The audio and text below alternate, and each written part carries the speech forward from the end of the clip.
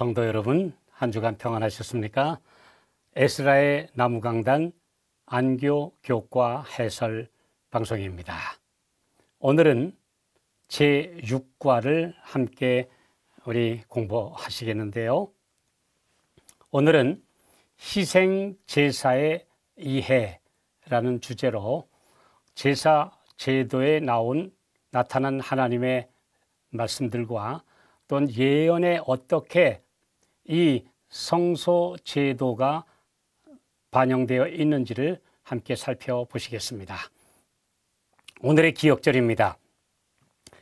그들이 새 노래를 불러 이르되 두루마리를 가지시고 그 인봉을 떼시기에 합당하시도다. 일찍이 죽임을 당하사 각 족속과 방언과 백성과 나라 가운데서 사람들을 피로 사서 하나님께 드리시고. 계시록 5장 9절에 있는 말씀이었습니다. 재림교회가 가진 진리의 뿌리는 성소 진리입니다. 율법과 복음이 다 여기에 근거한 것입니다. 그러므로 성소 진리를 가진 교회가 성경 전체를 아우르는, 그래서 체계적인 복음을 전하고 있는 것입니다. 그런데요, 오늘날 수많은 개신교회들에서는 제사 제도는 다 폐하여진 율법, 그래서 유대인들에게 주셨던 것으로 오늘날 우리와는 전혀 관계가 없는 것으로 여기는 그런 분위기가 지배적입니다. 그래서 이런 곳에서는 진리의 체계가 제대로 갖추어져 있지 못하고, 그래서 지성소 안에 있던 율법과 복음이 만나는 그 쉐키나의 영광에 대해서 바르게 이해하지 못하고 있는 것입니다. 계시록의 주인공은 단연코 죽임을 당하신 어린 양이십니다. 우리 한글 개역 성경에 어린 양이 28번 언급되어 있는데요.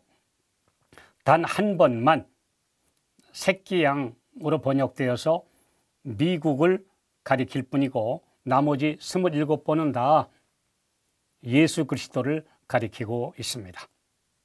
그래서 계시록의 영광스러운 결말은 어린 양이 새 예루살렘 성과 혼인하시고, 모든 성도들은 이 혼인으로 탄생하는 아들들로서 신의 본성을 받게 되는 것, 그것이 바로 영광스러운 왕국의 출현입니다. 그들은 어떤 사람들입니까? 어린 양의 피로 마귀를 이겼고, 그 어린 양의 피에 그 옷을 씻어서 희게 한 사람들입니다. 그래서 이번 제사 제도에 대해서 연구하는 요일별 소 제목들을 보면, 첫째 날은 헛된 제사, 그리고 둘째 날은 황소와 염소의 피, 그리고 셋째 날 화요일은 유월절 어린 양, 그리고 넷째 날은 성전에 오신 예수님, 그리고 다섯째 날에는 주께서 만물을 창조하셨으니 라고 하는 이 5가지 주제로 우리 말씀을 살펴보겠습니다. 첫째 날입니다. 헛된 제사.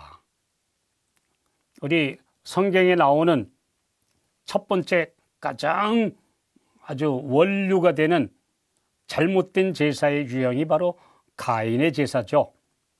그래서 가인은 땅의 소산으로 제물을 삼아 여호와께 드렸고, 어린 양이 배제된 제사, 그래서 정말 헛된 제사가 바로 무엇인지를 바로 처음부터 보여준 사건이었습니다. 아벨은 양의 첫 새끼와 그 기름으로 드렸습니다.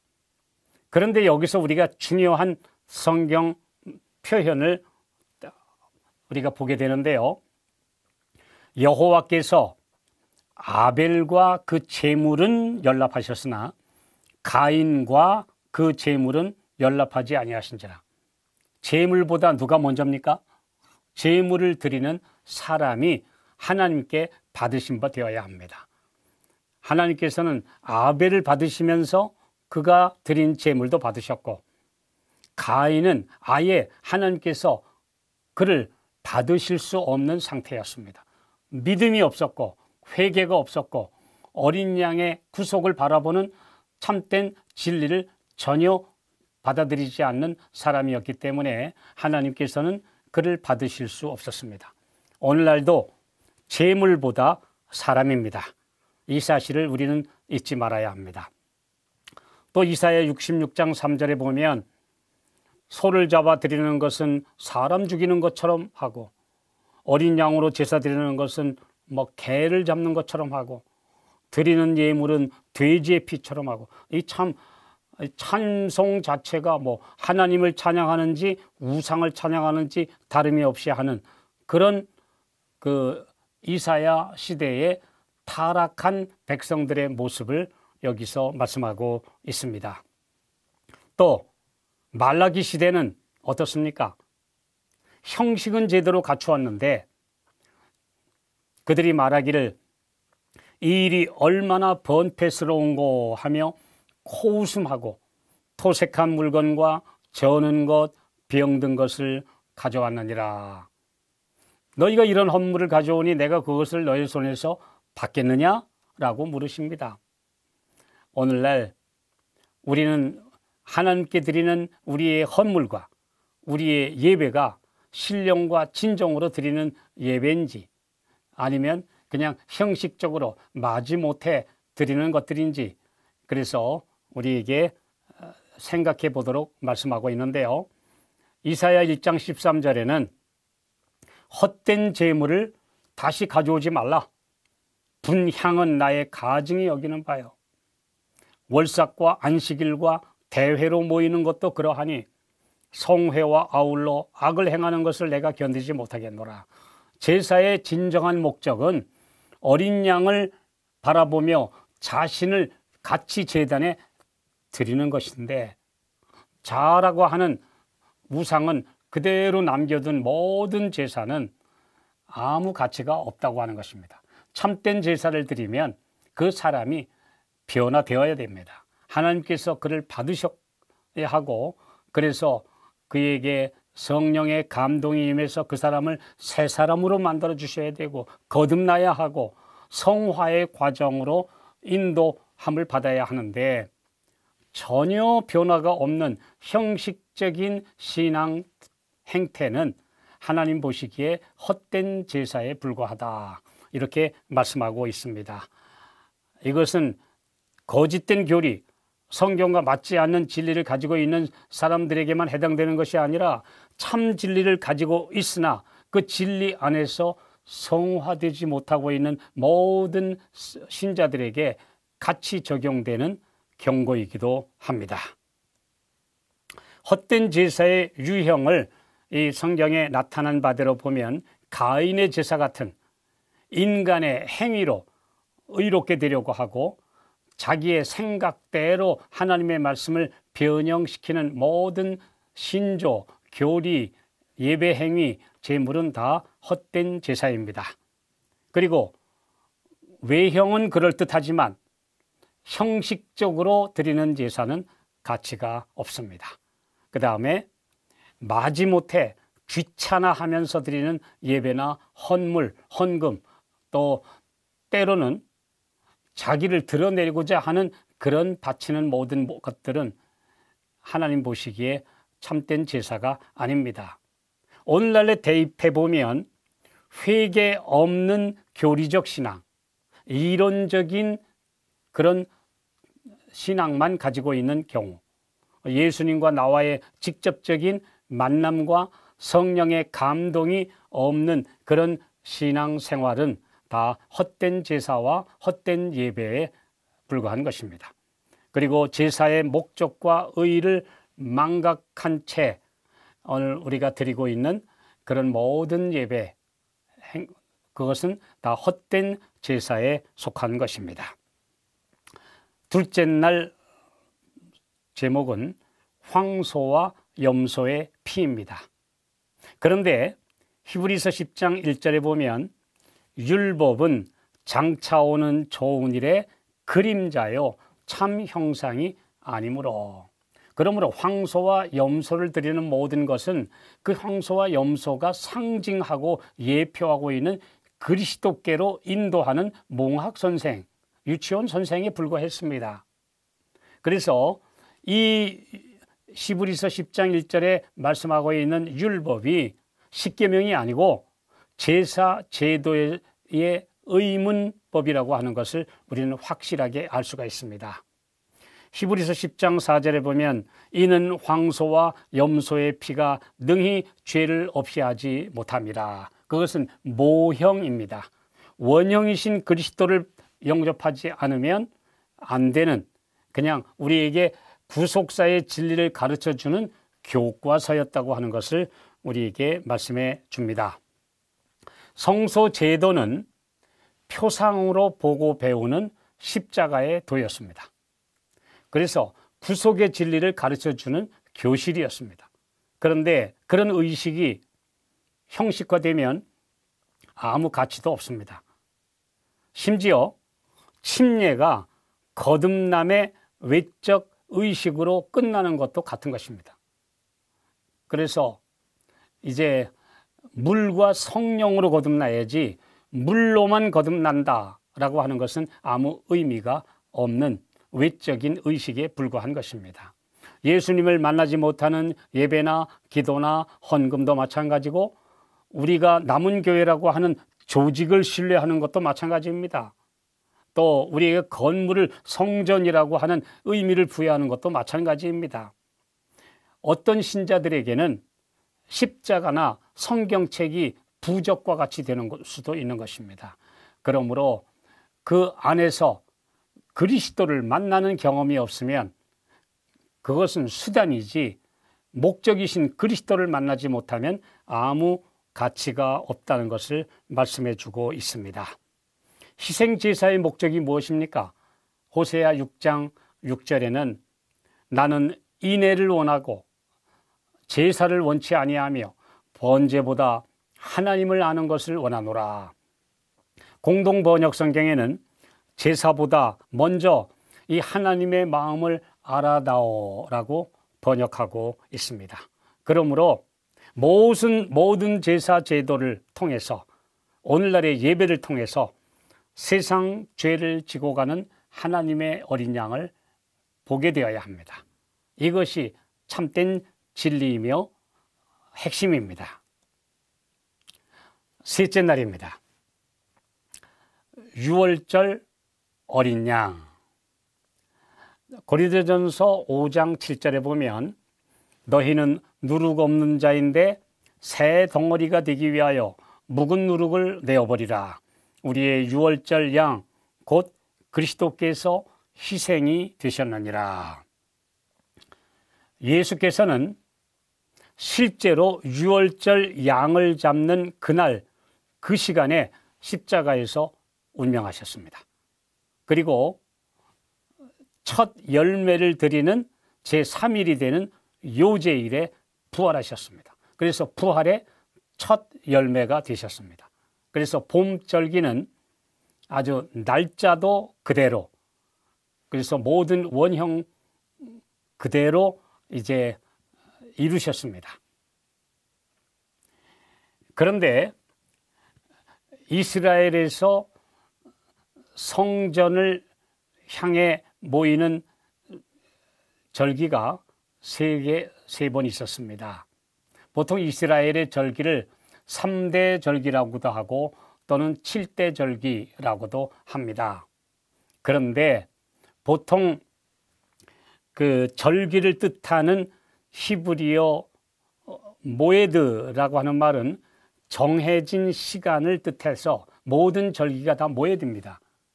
그런데 그 절기들 중에서 예루살렘을 향하여 순례길을 여행한다고 하는 뜻에서 이제 하나님을 직접 만나고 예배하는 그런 절기가 3개가 있었는데요. 그 3대 절기입니다. 그것을 하그라고 합니다. 그래서 출애굽기 23장 14절에 보면 너는 매년 3차 내게 절기 곧 하그를 지킬지니라 그렇게 말씀했습니다. 그런데 그 3대 절기가 바로 유월절을 포함한 무교절, 두 번째로는 단 하루지만 오순절, 그리고 세 번째로는 초막절 또는 장막절이었습니다. 그런데 그 모든 1년의 절기 중에서 첫 번째이고 가장 중요한 절기가 유월절이었습니다. 왜냐하면 애굽을 떠남으로 그리스도인 생활이 시작됨을 상징했기 때문입니다. 그런데 여러분들이 아주 중요한 사실 하나를 꼭 기억하셔야 될 것이 있는데요. 다른 절기들은 그때 외국에 여행 중이거나 또는 몸이 부정한 상태에 있으면 그 절기에 참여할 수가 없습니다. 그런데 유월절만은 다릅니다. 유월절은 우리가 아는 대로 이제 니산월, 정월 14일에 유월절을 지키는데요. 이날 참여하지 못한 사람은 2월 14일에 또다시 한 번의 기회를 주어서 유월절을 지키도록 하신 말씀이 있습니다. 민수기 9장 10절과 11절에 보면 만약에 지난번 유월절에 참여하지 못했으면 2월 14일에 똑같이 양을 드리고 그래서 유월절을 지킬지니라 이렇게 말씀했습니다. 다른 절기는 혹 빠지고 넘어가더라도 유월절만은 어느 누구도 예외 없이 지켜야 한다. 만일에 그날 불참했으면 한 달 후에라도 지켜라. 왜냐하면 천사가 그날 양의 피를 바른 집만 넘어갔다고 하는, 그래서 구속함을 받았다고 하는 중요한 진리를 가르치고 있는 이 유월절은 어느 누구도 예외가 되어서는 안 된다고 하는 것을 가르쳐 주셨습니다. 그래서 유대인들의 의식 속에는 유월절에 참여하지 못하면 택한 백성의 자격이 없다라고 여겨졌습니다. 그 정도로 유월절은 매우 중요한 절기였습니다. 그런데 우리가 사도 바울의 서신 중에서 중요한 말씀을 하나 읽게 되는데요. 고린도전서 5장 8절에 보면 이러므로 우리가 명절을 지키되 묵은 누룩도 말고 괴약하고 악독한 누룩도 말고 오직 순전함과 진실함에 누룩 없는 떡으로 하자. 곧 유월절을 포함한 무교절을 지키자 그랬습니다. 우리 잘 아시는 대로 사도 바울처럼 유대인들의 모든 절기가 끝났다. 이제는 예수 그리스도를 통하여 성취됐으므로 모든 의식법은 다 폐허해졌다라고 강력하게 가르친 바로 사도 바울인데 그는 유월절을 지키자고 말했습니다. 그러면 오늘날도 그런 유월절을 의식적으로 지키자고 제안한 것입니까? 의식법은 십자가로 성취되어 끝났으나 그 진리는 유효하다고 사도 바울은 말하고 있는 것입니다. 그러므로 오늘도 우리는 이스라엘의 절기에서 주는 교훈들과 그 진리들을 우리의 삶에서 적용하고 실천하라고 하는 그런 말씀의 권면을 받고 있는 것입니다. 그래서 유월절 커리큘럼을 이수하라. 최소한 그리스도인으로 처음 입문하고 그래서 하나님의 백성이 되는 모든 성도들은 적어도 유월절이 가르치고 있는 그 진리 또 배워야 될 과목들을 반드시 배워야 한다고 말씀하고 있습니다. 그래서 어린 양을 잡으라. 세상 죄를 지고 가는 어린 양을 먼저 바라보고 그래서 회개와 자복으로 하나님의 백성이 되는 것이 가장 중요합니다. 회개 없이 그리스도인이 되고 신자가 되면 이것은 배워야 될 과목을 제대로 배우지 않는 참된 신자가 아직 되기에 부족한 상태에 있는 것입니다. 그래서 어린 양을 잡되 그 뼈를 꺾지 않는다는 것이 무엇을 의미했는가? 왜 예수 그리스도는 그래서 십자가에서도 그 뼈가 하나도 상하지 않도록 하나님께서 조치를 취해 주셨는가? 그래서 우리가 흠 없고 점 없는 그리스도의 피를 바라보고 우리도 그 목표를 향하여 나아가라고 말씀해 주셨습니다. 그 다음에 문설주와 인방의 피를 바르라. 적어도 내 마음의 인방뿐 아니라 우리 가족들을 보호하고 하는 살아날 수 있는 비결은 무엇인가? 어린 양의 피를 바른 집은 천사가 건너갔다. 오늘 나의 가족과 나의 자녀들을 정말 말씀의 진리로 보호할 수 있는 그런 신앙적 분위기를 만들도록 모든 아버지와 어머니들에게 권면하고 있습니다. 그 다음에 고기를 당일에 먹으라. 그것은 그 다음으로 넘어가면 안 된다. 회개는 당일에 하는 것이지 이 다음으로 미루는 것은 참된 회개가 아니라고 하는 것. 신앙은 매일매일 바로 그때 그리스도와 하나가 되는 것이라고 하는 사실을 가르쳐 주셨습니다. 그 다음에 누룩 없는 빵을 먹으라. 우린 잘 알고 있습니다. 죄의 누룩이 없는 부풀림과 과시나 또한 자기를 높이는 모든 허례허식이 없는 신앙생활을 하라고 우리에게 가르쳐주고 계시고요. 쓴 나물과 함께 먹었습니다. 이것은 오늘 그리스도의 고난도 달게 받겠다고 하는 헌신서약이 포함되어 있는 것입니다. 이것이 그리스도인이 되는 첫 발걸음부터 배우고 겪어야 할 신앙의 기초이며 필수 과목입니다. 넷째 날 제목입니다. 성전에 오신 예수님. 성소가 지어진 목적은 무엇이었습니까?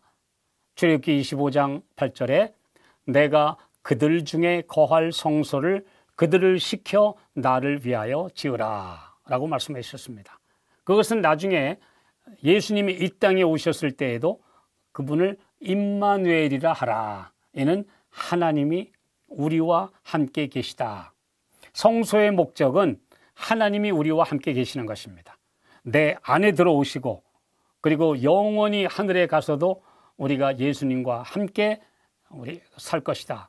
이것이 바로 성소의 목적입니다. 그래서 성소는 우리가 하늘에 구속받아 가게 될 때까지의 임시 가설제였습니다. 실제로 우리가 하늘에 가게 되면 우리는 얼굴과 얼굴을 대하여 볼 것이기 때문에 모든 제사 제도가 아닌 원형이신 그분과 함께 있기 때문에 그런 모든 제도는 우리에게 필요가 없습니다. 이 땅에서 배워야 되고 우리가 알아야 될 진리이기 때문입니다. 그런데 예수님이 이 땅에 오셨을 때 어땠습니까? 그 영광을 가지고 오시면 사람들이 보고 견딜 수가 없고 살 수가 없기 때문에 구름 속에 임재하실 수밖에 없었습니다.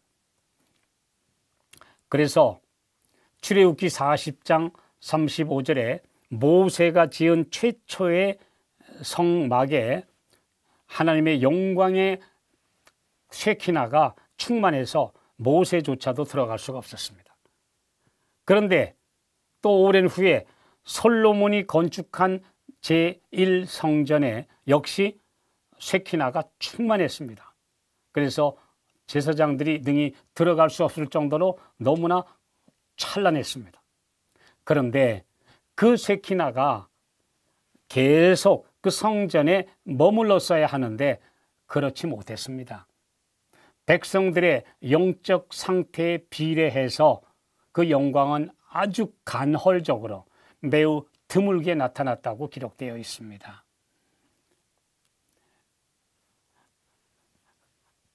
그런데 그뿐만이 아닙니다.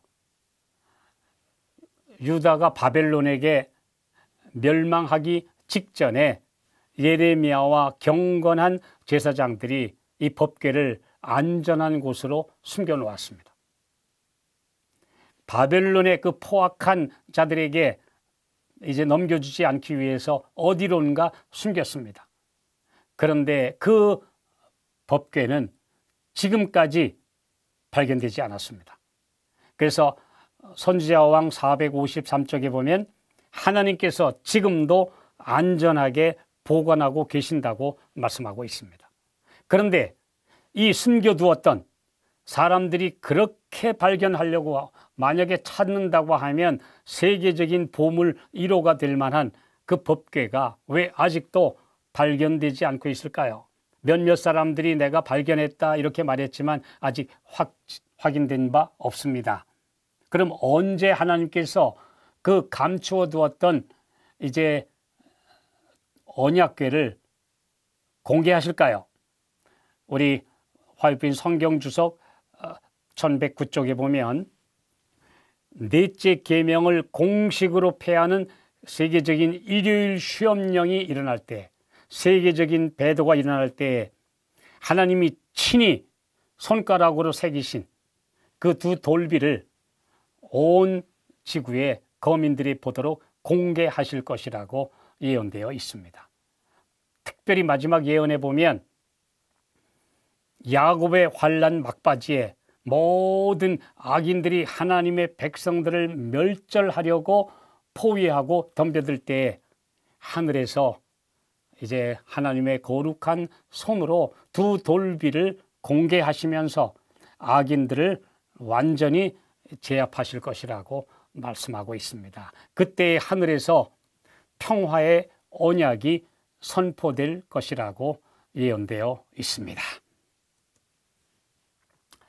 그런데 이제 유다 백성들이 바벨론 포로에서 이제 페르시아 왕들의 칙령으로 다시 돌아온 후에 스룹바벨이 건축한 제2성전에는 법궤가 없었습니다. 할 수 없이 법궤 모형만 만들어서 갖다 놓았습니다. 그리고 대제사장의 의복조차도 분실돼서 그 의복에 달려있던 우림과 둠밈, 하나님의 뜻을 알려주는 두 보석이 사라졌습니다.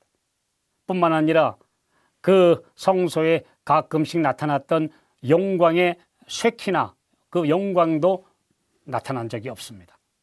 그러나 학개서 2장 9절에 보면 이 성전의 나중 영광이 이전 성전의 영광보다 크리라 그랬습니다.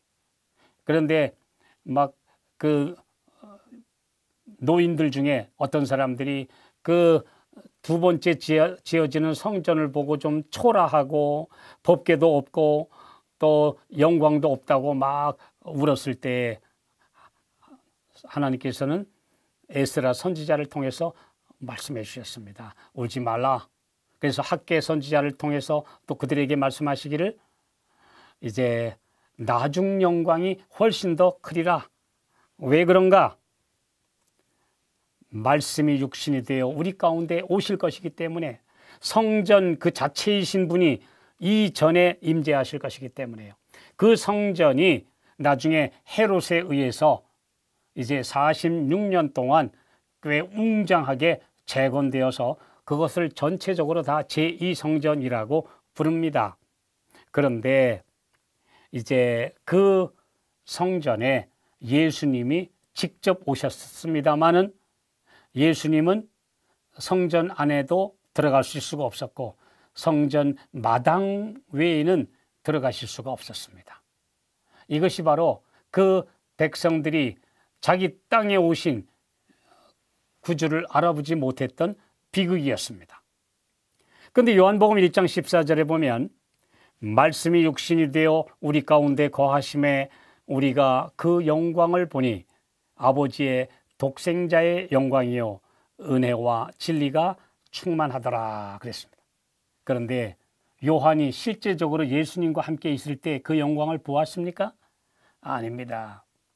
요한복음 1장 14절은 요한이 나이 많아서 그가 반모섬에 갔다가 요한계시록을 기록하고 돌아온 그 이후에 신약 성경에서 맨 마지막으로 기록된 책이 요한복음이기 때문에 이것은 요한이 그때를 회상하면서 우리 땅에 오셨던 주님, 비록 고운 모양도 없고 풍채도 없고 인간이 보기에 흠모할 만한 아름다운 것이 없으셨지만 바로 정말 아버지의 독생자의 영광을 가지고 오셨던 그분을 그제서야 회상하며 쓴 글이기도 합니다. 그래서 육신을 입으신 그리스도에게는 인간의 눈에 보이는 영광이 전혀 없었다는 사실을 우리는 기억하게 됩니다. 오늘날 역시도 성소의 첫째 칸에만 들어가는 사람 또는 마당에만 머무는 사람들은 휘장 너머에 있는 영광 하나님의 쉐키나를 보지 못합니다. 그러나 오늘 둘째 칸인 지성소에 들어가는 성도는 그 영광의 실체를 보게 됩니다. 그래서 초기문집 43쪽에 보면 현대 진리의 원수들은 예수께서 닫으신 첫째 칸 성소의 문을 무조건 열려고 하며 그가 1844년에 열어놓으신 지성소의 문은 닫으려고 애를 쓴다. 왜? 지성소에 들어가면 하나님의 법궤가 있고 언약궤가 있고 그곳에 하나님께서 친히 쓰신 그 두 돌 위에 쓰신 십계명이 빛을 발하며 서 있기 때문입니다. 감히 둘째 칸에 들어가는 성도는 하나님의 계명이 폐하여졌다. 넷째 계명의 안식일이 사람의 계명인 일요일로 옮겨졌다는 그런 말을 할 수도 없거니와 믿을 수도 없습니다. 하나님이 친히 기록하신 그 법궤는 엄연히 그 자리에 변함없이 보존되어 있기 때문입니다. 그뿐만 아니라 법궤를 덮고 있는 그 속죄소 위에 나타나는 영광, 그래서 율법과 그 위에 용서하시는 은혜가 베풀어지는 그곳에 곧 영광이 있고 참된 복음이 있다는 사실을 깨닫는 성도가 되는 것입니다. 이것이 오늘 우리 모든 성도들이 믿음으로 둘째 칸에 들어가야 된다는 진리의 핵심 기별입니다. 1844년 이후 최후의 대속죄일 정결을 하시기 위해 예수님이 지성소 봉사하시는데 우리는 그분을 만나기 위해서는 휘장 안으로 들어가야 합니다. 율법과 복음이 만나는 곳이라야 합니다. 오늘 우리가 율법에 치우치는 그런 행위론자들이 되어서도 안 되고 그 다음에 복음이라고 주장하면서 실제로는 하나님의 율법을 무시하는 그런 사람들과 같이 되어서도 안 되고 오늘 이 두 기둥 사이로 영광이 충만한 기별이 참된 진리라고 하는 사실, 오늘 남은 교회에게 이 지성소 기별을 깨닫도록 우리에게 빛을 주시고 증언을 통해서 우리를 인도하고 계신 우리 주님께 감사를 드립니다. 다섯째 날입니다. 주께서 만물을 창조하셨으니. 자, 이사야 6장에서 이사야는 지성소에 임재하신 여호와의 영광을 보았습니다. 성소는 하늘을 살짝 보여주는 창문이었고 그가 그 나라의 그 어두운 환경을 바라보면서 깊이 고뇌하면서 성전 마당에 서 있었을 때 그는 지성소 휘장이 거치면서 그 안에 임재하신 여호와를 보게 되었는데 바로 원형 성소 안으로 그는 계시 속에 들어갔습니다. 그리고 그는 네 그룹 천사를 통해서 역사하시는 그분의 보좌를 임재를 바라볼 수 있었습니다. 이것은 우리 모든 성도들도 그렇게 되라고 하는 기별입니다. 그래서 계시록 4장 1절에 보면 하늘에 열린 문이 있는데 이리로 올라오라고 우리를 초청하고 있습니다. 하나님의 보좌가 있는 그곳으로 올라오라 우리에게 부르고 계십니다. 자, 우리 마지막 여섯째 날 더 깊은 연구를 위해 우리가 생각해 보는 것은 모든 성소 제도를 통해서 우리가 깨달아야 될 것은 오직 예수님이라고 하는 것을 더 깊이 이해하게 되어야 합니다. 영원토록 감사와 찬양의 주제는 오직 그리스도 십자가의 희생입니다. 그것이 모든 제사 제도의 주제이며 또 핵심이며 원형입니다. 그래서 성소 제도, 성소 진리가 성경 전체를 관통하는 참된 진리입니다. 구약은 오실 예수님, 신약은 오신 예수님과 오실 예수님을 가리키고 있기 때문입니다. 그래서 마지막 하나님의 백성들은 진리의 세 단계, 첫째로는 믿음으로 말미암는 의라고 하는 성소 뜰의 번제단의 경험, 물두멍의 경험을 해야 하고, 두 번째로는 성소 안에 들어가서 참된 그리스도인 삶에 변화시키는 성화의 경험 속으로 들어가야 하고, 그 다음 세 번째로는 영광의 지성소까지 들어가는 경험을 해야 합니다. 이렇게 되지 못하는 사람은 휘장에 가로막혀 영광을 바라보지 못하고 있는 것입니다. 이제 마지막으로 토의를 위한 질문을 제안 드리겠습니다. 첫째로, 하나님께서 간합하시지 않은 제물과 제사는 어떤 것들이었는가? 그리고 이 사실은 오늘날 시대에 우리 신앙생활을 하고 있는 하나님의 백성들, 특히 마지막 재림 성도들에게 어떻게 적용되는지에 대해서 함께 토의해 주시면 참 유익되리라고 생각합니다. 그 다음 두 번째로는 엘렌 G 화이트이 초기 문집에서 계속 언급한 열린 문과 닫힌 문은 어떤 진리를 우리에게 가르쳐 주는지에 대하여 토의해 보시기를 제안드립니다. 그리고 세 번째로는 성소 정결과 대속죄일에 대해서 이 진리를 부정하고 있는 사람들이 많이 있습니다. 지도자들 중에서조차 이 진리를 인정하지 않는 사람들이 가끔 있었습니다. 그런데 이 진리는 너무나도 중요한 현대 진리입니다. 이 진리에 대해서 내가 이해하고 있는 것을 함께 나누고, 우리가 왜 대속죄일이 살고 있는지, 그리고 대속죄일이 우리에게 필요한 것이 무엇인지, 그리고 재림전 심판, 조사 심판이 왜 우리에게 복음이 되는지에 대하여 함께 은혜를 나누시는 귀한 시간이 되시면 좋겠습니다. 오늘도 이 교과를 끝까지 시청해 주신 성도 여러분, 대단히 감사합니다. 한 주일 동안도 주님의 은혜 안에 평안하시기를 기원합니다.